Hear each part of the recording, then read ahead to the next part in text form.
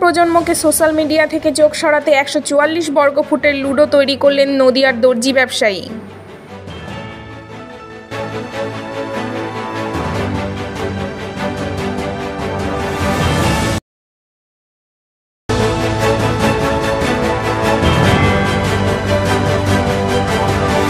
This video is for information and knowledge purpose only.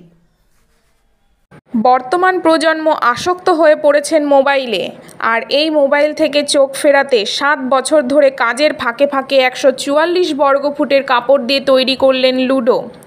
গ্রীষ্মের দাবদাহে পুড়ছে গোটা রাজ্য। স্বস্তি পেতে গাছের তলায় আশ্রয় নিতে হচ্ছে সাধারণ মানুষকে।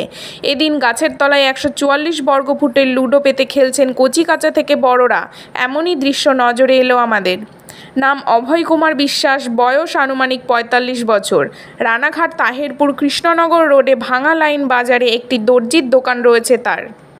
জানা যায়, দর্জি ব্যবসায়ী অভয় কুমার বিশ্বাস প্রথমে তিনি একটি কাপড়ের ছোট লুডো তৈরি করেছিলেন, তা হারিয়ে ফেলেছিলেন। এরপর ২০১৬ সালে ফের আবার লুডো তৈরি করার কথা মাথায় আসে।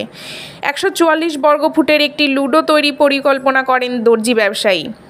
দীর্ঘ প্রায় কাজের ফাঁকে ফাঁকে ৭ বছরের প্রচেষ্টায় অবশেষে সফল হন তিনি। শিল্পী জানান, সমাজের নতুন প্রজন্মকে সচেতন করতে এই বার্তা। তবে তার এই কাজে সাধুবাদ জানিয়েছেন সমাজের বিশিষ্টজন। তবে ১৪৪ বর্গফুটের এই লুডো যা আজ স্বীকৃতির দোরগোড়ায়। দীর্ঘদিনের পুরনো খেলাগুলো যে হারিয়ে যাচ্ছে বর্তমান মোবাইল ব্যবস্থায়, সেই খেলাটা সামনে নিয়ে এসছে, এটা বেশ বড় ধরনের ধন্যবাদ দিচ্ছি আমি ওকে।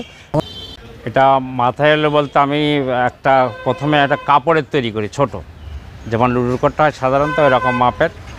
তা সেটা আমরা দীর্ঘদিন খেলাধুলা করার পর লুডোর কোটটা আমার কাছ থেকে হারিয়ে যায়। আমি আর কোনো দিন আজ পর্যন্ত সেটা ফেরত পাইনি। ২০১৬ সালে হঠাৎ করে মাথায় ঢুকলো যে আমি এরকম একটা বড় করে কাপড় দিয়ে একটা কিছু তৈরি করব, যাতে এত বড় যাতে না মনে হয়নি, এরকম একটা চিন্তাভাবনা তৈরি করা হয়েছিল।